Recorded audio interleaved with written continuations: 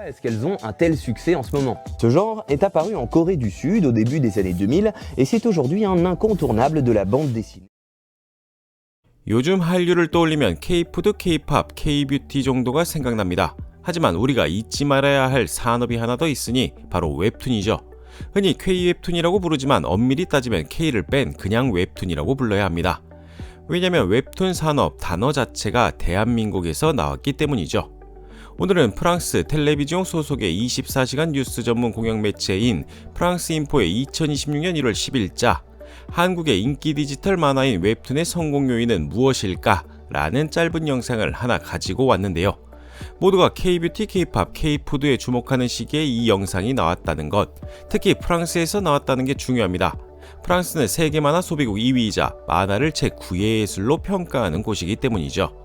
그들은 우리 웹툰에 대해서 어떤 말을 했을까요? 대체 웹툰을 말하는데 왜 이리 일본이 자주 언급되는 걸까요? 그 이야기는 영상을 본 후 추가로 나눠보겠습니다. Alors vous connaissez peut-être les webtoons, ce sont ces BD coréennes numériques qui se lisent à la verticale en scrollant. Mais alors pourquoi est-ce qu'elles ont un tel succès en ce moment? Ce genre est apparu en Corée du Sud au début des années 2000 et c'est aujourd'hui un incontournable de la bande dessinée mondiale. 160 millions d'utilisateurs actifs répartis dans plus de 150 pays aujourd'hui sur la seule plateforme Webtoon. Vous avez déjà peut-être entendu parler de Solo Leveling ou All of Us Are Dead. En tout cas, ces webtoons peuvent être lus soit gratuitement, soit pour quelques euros. La différence d'une BD normale, en fait, au lieu de lire du page à page en tournant les pages, vous allez scroller sur le téléphone. Elle, c'est Sian, l'une des créatrices françaises de webtoons les plus populaires.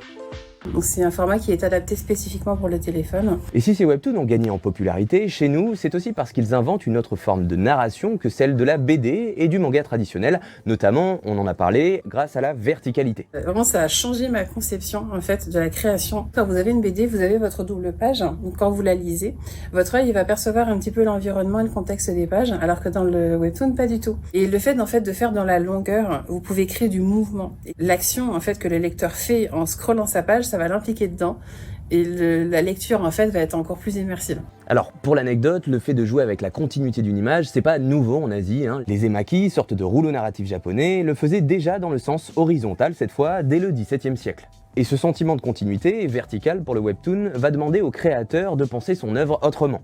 Le fait de ne pas montrer à la personne ce qu'il y a après, ça lui crée quelque chose en fait qu'on peut pas faire avec le papier. Et le seul moment en fait avec une BD où vous pouvez vraiment créer un sentiment d'attente envers le lecteur, c'est quand vous tournez la page. Mais avec le webtoon, vous tournez la page à chaque case. Autre caractéristique du webtoon, commune avec le manga cette fois-ci, les histoires sont morcelées en plusieurs épisodes qui sortent généralement chaque semaine. C'est donc un rythme de publication sériel qui permet plus facilement de se connecter à son public. Donc en fait, le lecteur, c'est comme s'il allait sur Netflix, mais version numérique pour lire.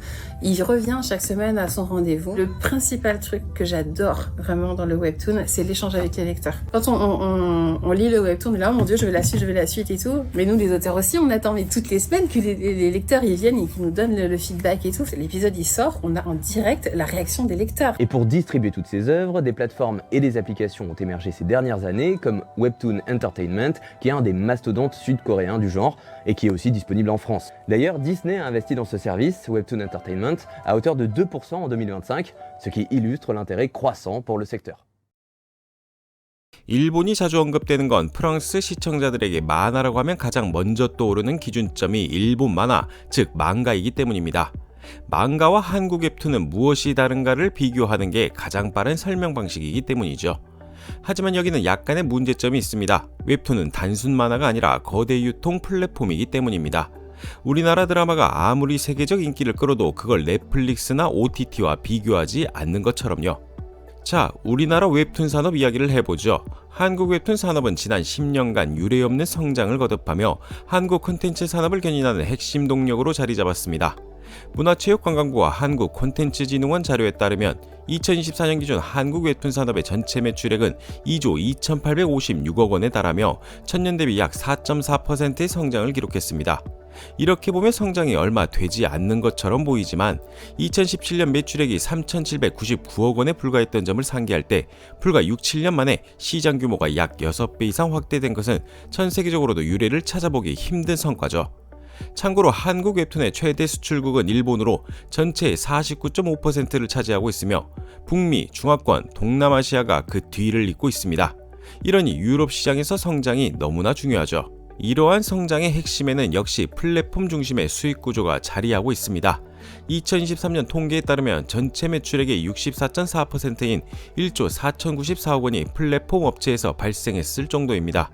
그리고 이는 그대로 소설에서 웹툰, 드라마, 영화, 게임으로 이어지는 원소스 멀티유즈 파이프라인 구축과 직결되는데요. 한국콘텐츠진흥원 조사에 따르면 2023년 기준 콘텐츠 IP 산업 구조는 33조 2천억 원에 달하는데 이 중 웹소설과 웹툰을 기반으로 한 IP 확장이 전체 23.9%를 차지하며 가장 높은 비중을 기록했습니다. 그럼 영상의 주인공 프랑스 이야기를 추가로 해봅시다. 유럽 만화의 중심지인 프랑스는 한국 웹툰이 글로벌 헤게모니를 쥐기 위해 반드시 정복해야 하는 전략적 요충지입니다. 2024년 기준 프랑스 만화 시장 규모는 약 12억 3,260만 달러로 추산되며 2033년까지 약 19억 달러 규모로 성장할 것으로 전망되는데요. 사실 2013년 앙굴렘 국제만화 축제 당시에만 해도 프랑스 독자들은 종이를 넘기는 맛이 없는 디지털 만화에 대해 냉소적인 반응을 보였습니다. 그런데 지금은 어떨까요? 프랑스 웹툰 앱 시장에서 네이버 웹툰은 약 51.02%의 매출 점유율을 기록하며 압도적인 1위 사업자로 올라섰으며 카카오의 피코마가 그 뒤를 잇고 있습니다. 단순히 많이 팔린 게 중요한 게 아닙니다. 한국 웹툰의 프랑스 진출 성공은 현지 창작 생태계의 변화로도 이어지고 있습니다. 네이버 웹툰이 프랑스에서 개최한 공모전에는 500편 이상의 현지 작품이 접수되었고 현재 우리 플랫폼을 활용해 데뷔하고 성공하는 현지 작가도 늘어나고 있죠. 이는 프랑스 젊은 작가들이 전통적인 출판 방식보다 웹툰의 실시간 연재 및 글로벌 유통 구조를 선호하기 시작했다는 걸 알 수 있습니다.